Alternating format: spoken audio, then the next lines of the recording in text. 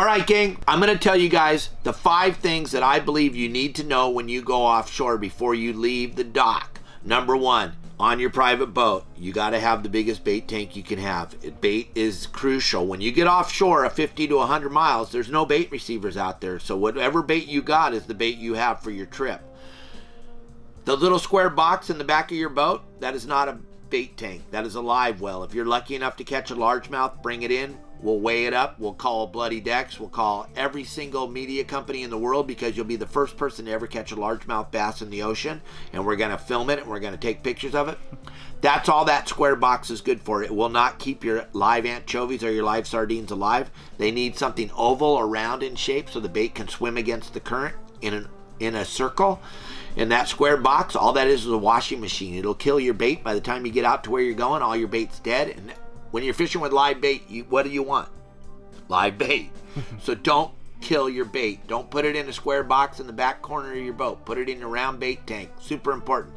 Number 2, do not try to figure out how to use your electronics once you get offshore. You want to figure out how to use your electronics before you get out there and try to figure out what the fish look like on your pherometer, your fish finder. You do not want to go offshore and try to figure out how to use it. And the last thing you want to do is go offshore and try to figure out how to use your radar. You want to figure out how to use those key ingredients to your boat before you leave the dock so that you have a very successful trip. Fish finder, you need to know how to use, and the radar you need to know how to use. We all know how to use a GPS. We use it every single day on the road.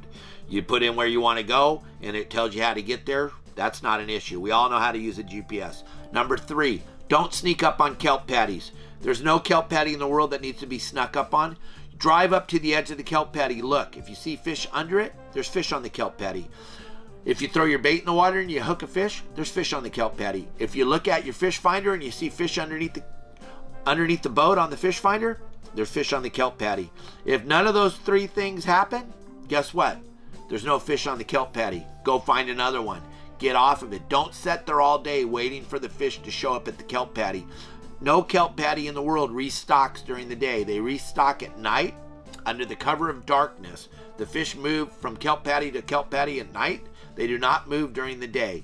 Once they're where they are during the day, they stay there because fish are afraid that another fish is going to eat them. So once they're together in a group under a kelp patty, that's where they're going to stay. They're not going to move until it gets dark. So don't stay on your kelp patty all day waiting for something to happen. You need to go find a patty that has fish on it. Number 4, do not think that anybody's going to call you on the radio and tell you that the fish are biting. Have you guys ever been in a wide open bite? The only thing you ever thought of was getting to the radio and telling everybody? So come on, guys. Your radio should be on channel 16 because that's the law.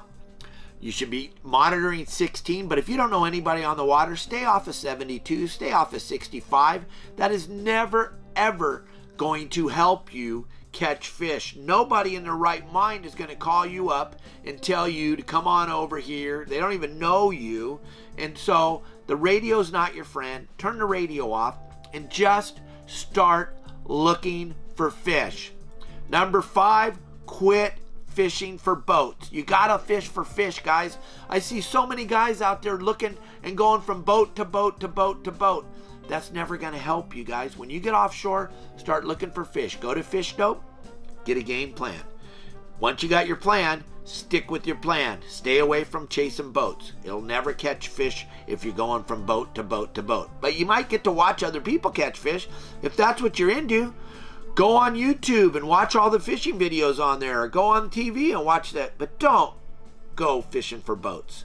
Those are my 5 tips for offshore. Good luck out there, guys. Let us know what you do and how these tips work for you.